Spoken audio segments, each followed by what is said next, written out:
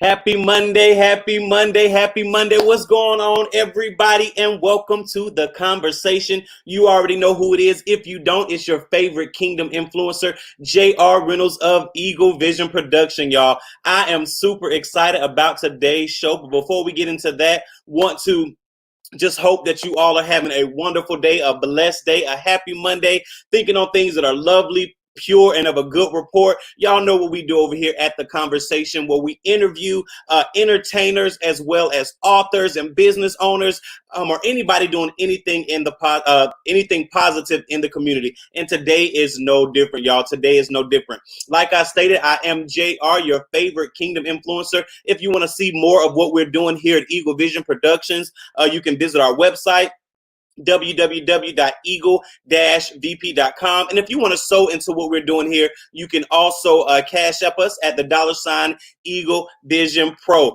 Before we bring on our very, very, very special guest today, y'all, I want to go ahead and shout out one of our sponsors, Miss Tanya McClurkin, the Dope Life Coach, hashtag No Moms Left Behind. You can also purchase her book, Let Your Dreams Take Flight. I also believe that she has a new book coming out. So if y'all go follow her, hit up her Instagram, and let her know that I sent you all her way. Also, no stranger to the conversation, to Eagle Vision Productions. Prophetess Yolanda Williams has a book out she just released. It's called No, I'm Not Okay. Excuse Me While I Unmask. So make sure you all go ahead and support her on Amazon and purchase her book.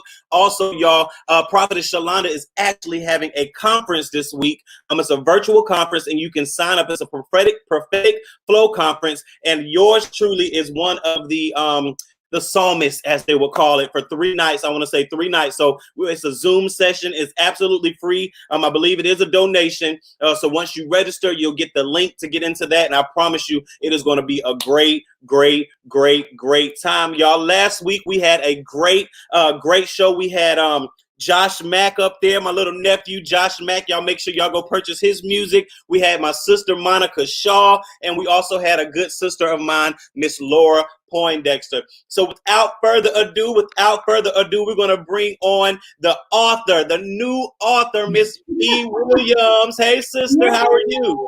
Hey, I am doing lovely. How about yourself? I'm doing well. Thank you so much for joining me. Thank you. Oh, thank you for having me. I'm very excited. Yes, it's been a long first interview. Is it? Come on now. Okay. Yes. We have Miss Shantae Daniels. Hey, Shantae, thank you for joining us this evening. Thank you so much. So look, Miss V, we're going to get right into it, okay? Before we get into the interview, it's something I do. It is called the Eagle Vision Picture Game. And that simply is, look, we just added each other on Facebook, so I ain't get to get all your goods, you know. But it's I just went on your Instagram, and I just found a few pictures, and I just want you to tell me what these pictures mean to you, okay? Okay. All right, here is the first one. That was at my 50th birthday party, and I was opening up a gift that my daughter gave me. She made me a bracelet, so it was very special. Wow. Okay. Yeah. That is my nutty buddy, my 8-year-old son, Mr. Personality, Mr. Never Wants to Go to Sleep, Mr. Full of Energy. Okay. I believe it. I have an 8-year-old nephew. Is your son, does he be on that game all day long? Oh my God. Roblox is like everything. Oh my gosh. Roblox, everything. All that. Yeah. All that. Seriously. And then he be having his friends on the phone too. Like it's crazy. And I blame myself because I'm the one that's connecting him to his friends. So maybe I need to stop doing that. But that's the era we're in. You know what I'm saying? It is. It really is. It really is. So we got 2 more. Let's see. That is me with my mommy at my christening party. Oh, wow. Okay. I've been baptized. Very nice. Yes. Last picture. We were going to an event that was it was a banquet dinner for women in shelters, women that have been abused and move out from their homes because of their fear of being abused. And so they have different places where they have in different homes, and we were supporting that cause. Nice, very nice. See, it wasn't too hard for you. It wasn't too hard. Okay, cool. Awesome. So let's jump in. Tell me before we get into the author, tell me just who Miss V. Williams is. Wow, she's a lot of things. She's a truster in God. I am a mother, I'm a wife, I'm a sister, I'm a daughter, I'm a educator. I've been an educator for this is my 20th year. I just finished up my 20th year.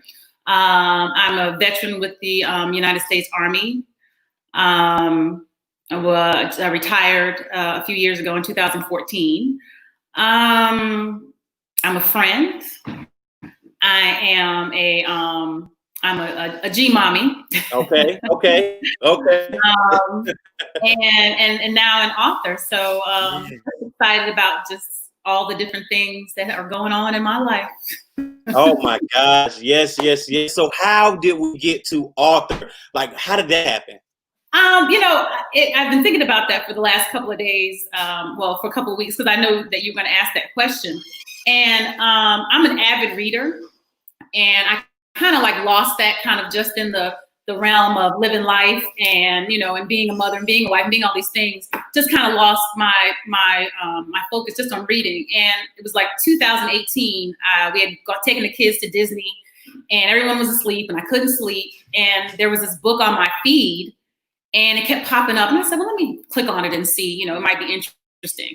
And just kind of reading the intro of it and the beginning part was interesting to me. So I was like, oh, okay, well, I like to read, but it just kind of brought back that love of reading for me and just different genres. So I joined a book club as well. And honestly, between November 2018 and June of 2019, I probably read over 50 books. If a book interests me, I'll read it like in a few days. And I just was introduced to a lot of authors that, I didn't have any clue about. Because once you read a certain type of book, they Amazon on your Kindle, they'll just put, suggest different books to you. And I'm always open to all kind of genres. So now I'm in 3 book clubs, one with my school, one in my neighborhood, and one with some friends of mine. And I was just reading different stories, and I just had this story that came up in my head, and it wouldn't go away. And then, it's just so true that God will send you signs. And you're always thinking like, okay, that doesn't mean anything. But I was reading a story about Issa Rae, and she was talking about how we all have a story in us. We all have a story, how she used to make up stories all the time. And I'm like, I always made up stories. I make up stories. I think of stories. And then randomly, I run into a friend of mine that I knew from kindergarten in New York. She was at the movie theater not far from my house seeing Avengers Endgame. And I don't even know, JR, how this conversation came up. She was just like, you used to write all the time. She said, you used to write me episodic stories when we were kids. And I had totally forgotten about that. Wow. And I was like, oh, I drew her a picture. And like every few days, every week or whatever, I used to write a story to go with the picture that I drew for her. And, just shout out to Kim Mitchell, because she just kind of reminded me like, yeah, you've always liked to write stories. You've always thought of stories. What's keeping you from doing that? And I wrote the story in about 2 months. I'm out for the summer as a teacher, and I had that whole time. And literally that is all I did that last summer was just write. I took the kids to camp. I went walking up Stone Mountain because I love, that. Come to Kennesaw. Yeah. I love walking up the mountain. It's such a great workout. And so I would do that, and then I would come home, take a shower, and I would write until it was time to pick the kids up every single day. And the thing is, it's what I realized is, when you hear people say stuff like, when you love to do something, it's not a job. That's how it was. And the whole process, JR, it's just been really, really interesting so I was going to go with a publisher. I kind of thought about doing it on my own. I reached out to a publisher, and she sent me a contract. She said, your story sounds really interesting. I think, you could be one of our next authors. And I read over her contract, and I was just like, oh, okay. And it just kind of obligated me to certain things. Yeah. And I don't know, I guess just at this stage and age in my life, I don't want to be obligated to anything. Come on. And I mean, when I don't have to, because there are so many self-publishing routes that an author can take. Yes. So I set upon the journey of publishing, and that was a task. It was a task, but you know what? As challenging as it was at times, and it was just kind of getting everything on the computer not doing what I wanted it to do, it not formatting correctly. I loved every minute of it. We were finishing up the school year at the same time. I was still meeting with my students during the day, still, working with my own children. I have school-age children. I have the 8-year-old, Mr. Roblox, and I have a 7th grader who's going 8th grade. So I had all that going on, but when they would go to sleep, when they would be in their own world, I would take my time and do it. And I'm so glad that I did it for myself. Yep. I don't owe any man anything but love. I thank God for giving me patience, for giving me the time and the energy to do it. And it feels like such an accomplishment that this is, when I hold it up and I look at it, I can say, I did this.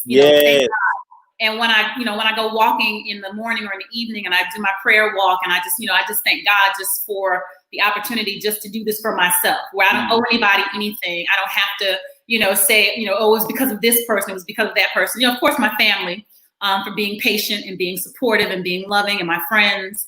But, just thanking God that you made this possible for me. He gets all the credit. My God. Yes. That is so true. I mean, because JR, there are times where I'm like, okay, so why are you doing this? You're somebody's mother, you're somebody's wife, you're somebody's teacher. Why are you doing this? Because this didn't have anything to do with anybody else but Vanessa.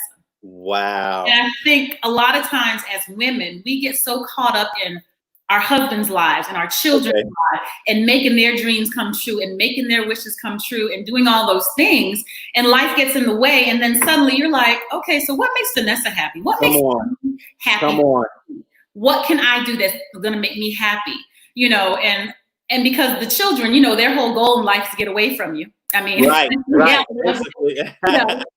They're just biding their time and they're waiting, till they can move on about their lives. I mean, they're always planning their own lives. They're going to do this with their friends. They're going to go there and they're going to do this. And they have these whole lives for themselves planned.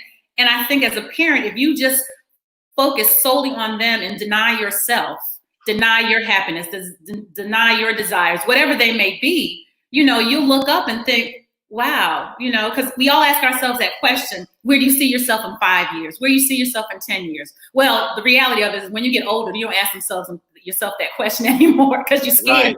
Right. Come on. Where do you see yourself in 5 or 10 years? But, I didn't want to look back and say, man, I should have done that. Or I could have done that. Or, like the day I released it, which was May 19th. On May 18th was the night before. Like I could hit the button and make it hot on Amazon. And I'm sitting there and I'm like, Vanessa, you've done all you're supposed to do. I hired a professional editor. I was fortunate to know a graphic designer.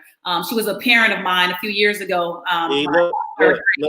So I did all those things. And I was just like, you've read over it. You fixed things that you didn't like. You did let it go. Let it go. Come on. I touched the computer screen and I said, God, I said, it's in your hands. I said, I'm going to have to let this go, because if I sit here, I'll be that person that said, man, it was 3 weeks ago. It was 5 months ago. It was 2 years ago. And I just let it sit there and I didn't do anything with it. I'm like, if it bombs and nobody likes it or someone says it sucks, I like it. Wow. I like the whole story. So I hit that release button and just let it go. And I prayed over the screen and I just said, God, it's just up and it's in your hands. Definitely. And when I posted it on Facebook, so many people were so positive and they were so, so like, wow, you're writing a book and what made you do that? And why did you do that? And, so since May 19th, when it went live, it's sold over 60 copies. Ooh. So, that may not be a big deal to anybody, but that's just, that means everything to me. And then people that leave the reviews, that is so important to an author. I say that to anybody, especially for African-American authors, because there's not that many of us.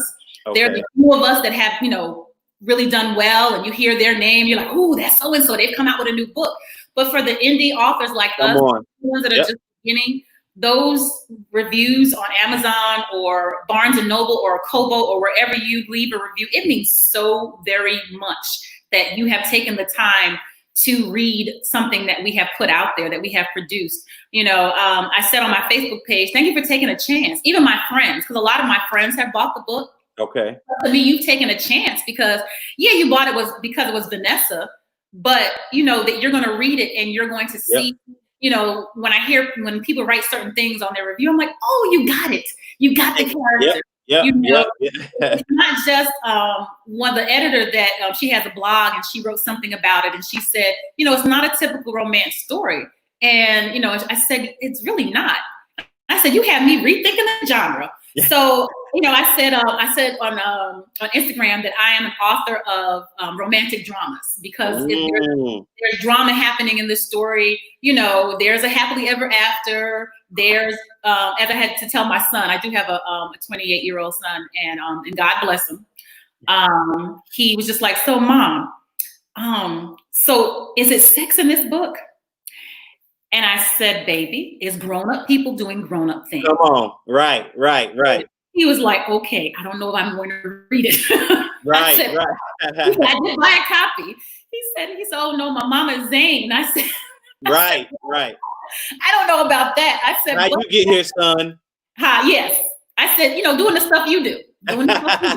Come on. And, but I said, yeah, it's just grown-up people doing grown-up things. So that's a part of it too. But there is a story about the two characters in the story and how they come together, how they become a better version of themselves because of each other and because of themselves. So. That's awesome. Okay, because I was going to ask you just to give us like a little bit of snippet. So was that little snippet of that you give about the story of how? It's a enemies to lovers story because they really can't stand each other in the beginning of the story. They both think that they're a pain in the butt. He's he's played football. He's been in NFL, so he's kind of got that that ego. Right. And she's. All my characters, and that was one thing that I did find, JR, when I was reading a lot of these stories, were the women were kind of weak. The women kind of were needing to be saved, and I can say that I didn't particularly care for that. Because, and again, that's just my experience. We all have our weaknesses and we have our challenges, but I'm a strong Black woman. The women I surround myself with are strong Black women. And that's what I wanted to see represented in stories, where she didn't really take any crap from him and he wasn't really used to that. And how he just finally saw her in a different light one day when they encountered each other at an event, and he just kind of saw her differently, like, oh my God, she might not just be a pain in the butt. She might be, a beautiful woman. And he kind of saw her through different eyes and with a different perspective. And then eventually she saw him with a different perspective as well. And as much as they were kind of fighting against it, ended up coming together. So it's a really good story. I say that like I'm so unbiased. No, it's a really good story, y'all. Everybody get the book. Y'all gotta get the book. Seriously. Say that again. It's a wonderful summer read, and I've had a few friends say, make sure you have your glass of wine next to you. Come on. You have because it's a slow burn, but once it gets there, man, it's man. So I'm going to purchase my copy as soon as we get off here. Do I need to get it from you, or do I need to go to Amazon? Let us know where we can get the book from. You can get the book from Amazon. It's you can get a digital copy of it, or you can get the paperback. The paperback just went live last week. I do have copies that I'm selling as well. I want that copy. And if you can, I'll sign those, and I have some extra goodies to go with those as well. I'm just waiting for those to come in. Okay, no problem. I'm giving special treatment. They shouldn't be there. Should be arriving by next week. Okay, no problem. I want mine through you, so I'll get mine through you. Seriously. So if you DM me, I definitely and give your address and information, and I'll share my information, and then you can get it that way. Okay, awesome. So a few more questions before we wrap it up. This has been good. I love it. So I know that you said that you're an educator, and then now you're an author. How important is it for children to write? Oh, it is. It really is, because it helps them to find their voice. You can expose them to so many different things, but how they interpret it and how they write it, and just you want to encourage their creativity, because unfortunately, children aren't really exposed. They're exposed to so much electronics and so many things that keep them busy and help them to lose focus, Whereas we can remember a time where there wasn't any electronics. We have that life, and they don't have that life. So they need to be encouraged to read and to write and to voice their opinions and be as crazy with their creativity as possible. There were things that I did in my class that would just try to get my kids to write down their feelings. I would do, Monday, I would get a picture, and I would have them do a meme. So it'd be some kind of meme, and they would have to comment on it. What do they think it means? It would be Brain Teaser Tuesday. Wednesday would be, what would you rather Wednesday? So asking them a question to kind of decide, and they had to explain their thinking. Thursday would be some quote. I went to the book, Wonder. Okay. And they would have all these quotes from famous people, some not from, not so famous people, but it would just be this thoughtful Thursday. And they would just, listen to the quote and just the things that my kids would say, to think that they wouldn't get an opportunity to share their thoughts and their feelings based on their little life experiences. I mean, every now and then, I think about all the things that are happening in the world, all the things that are happening in Atlanta, and the group that I had this year, just to get a chance to talk to them. And find out what their thoughts are, because I teach fourth grade, and okay.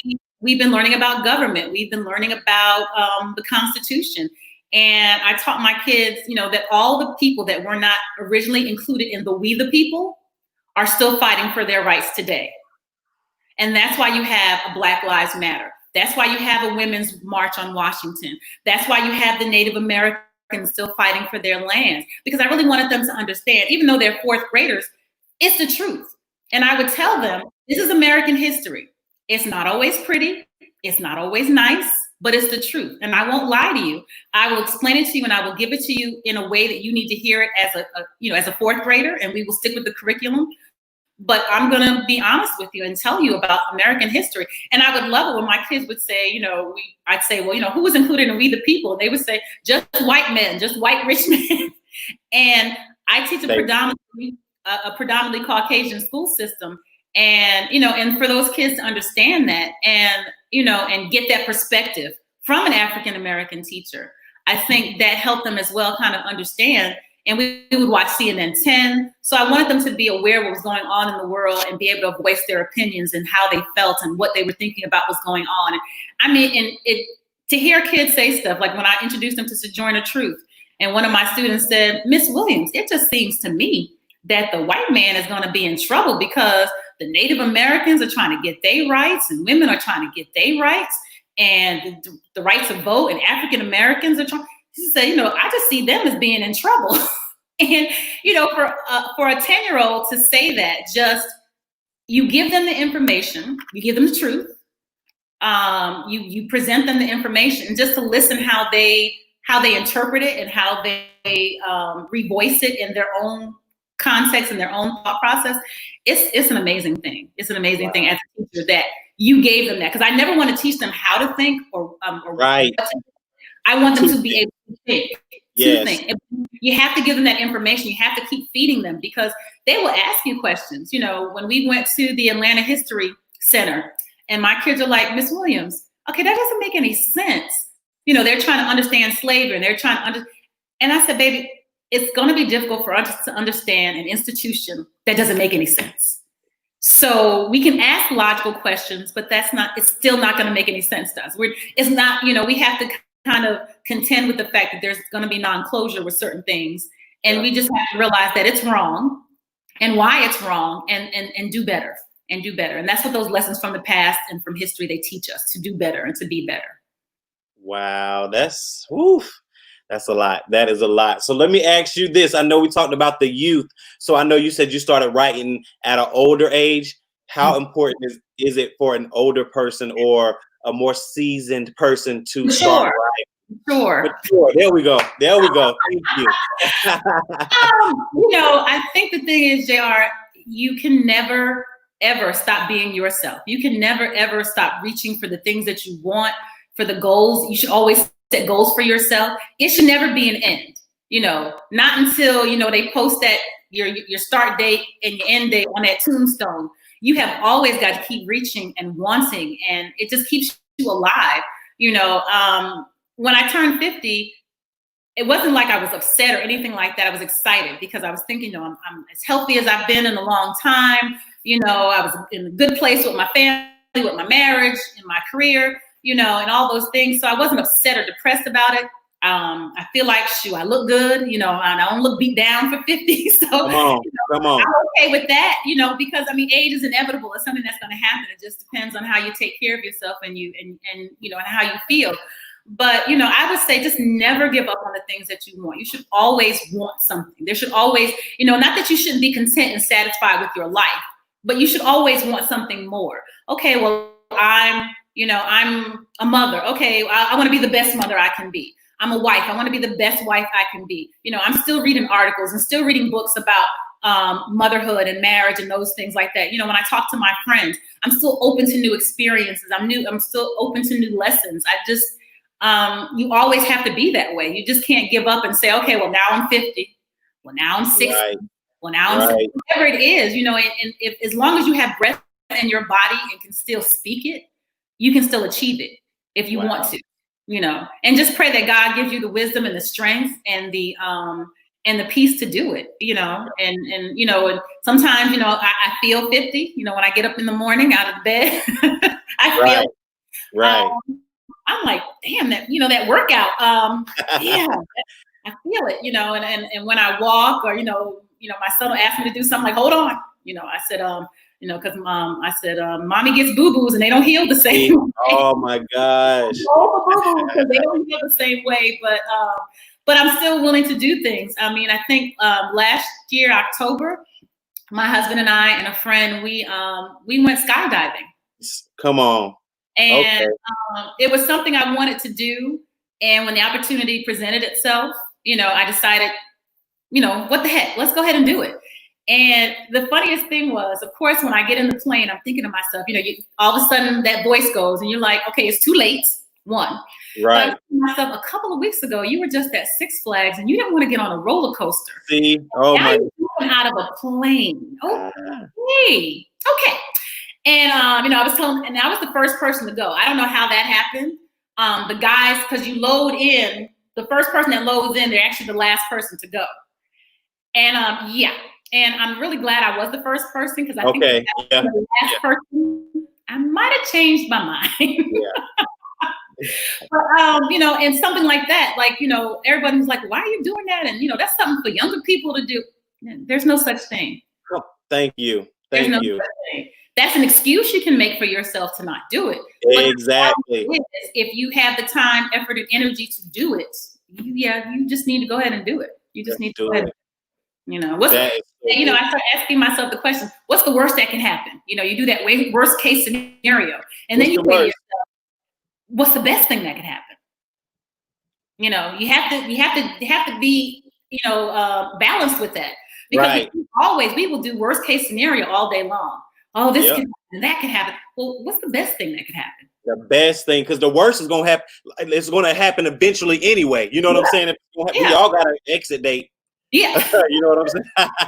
So what's the best thing that's going to happen? Yeah, what's the best thing that could happen from this, Right, so, that is what's up. So again, tell everybody where they can purchase the book, tell everybody the name of the book and where they can find you at on social media. And then I'm going to come back and let you give us a word of encouragement for maybe an up-and-coming writer, okay? Okay. You can find the book on Amazon.com. It is called Completely Cain and Venus. See this beautiful artwork that my friend created for me. Her name is Tracy Fernandez, that she created. And you can find it on Amazon. You can DM me on Facebook. I have a author V. Williams page on Facebook, and also on Instagram. I am Vanessa.dwilliams7 on Instagram. And I actually made a hashtag Cain and Venus, Kaine and Venus. The two characters in the story, they have a Instagram account as well. So I put in the different things and scenes that happen in the book Oh man, I have to follow that. I'm going to follow. That is what's up. That is what's It takes place in Atlanta, so I chose some place in Atlanta and I put that on their page too. Oh my goodness, that's awesome! Congratulations, and everybody. I'm going to post the book on my Instagram and the Facebook, so y'all can just click. She'll be tagged in it, so y'all can just click my page and go directly to her page. So Miss V. Williams, no problem. If you can just give a word of encouragement, whatever God is saying or whatever you want to get off your chest, just do that for us right now. Well, as far as advice for a writer, I would suggest that you write every day, that you carve out time.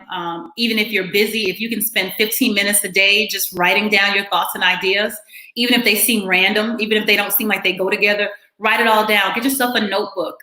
Paper and pencil are a powerful thing. Sometimes we think that we type it all out.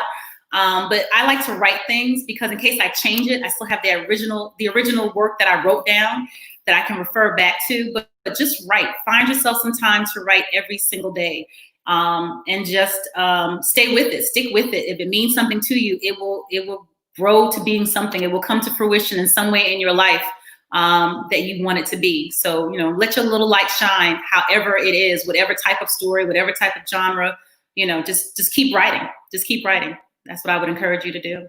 That is what's up. That is what's up. I thank you so much, Miss V. Williams. We're family now. We've been family, but we're officially family. So, we will be following each other and, liking each other's posts and all that, supporting each other fiercely. I thank you so much for getting on with us this evening. Have a good evening. You do the same. Thank you so much for this opportunity.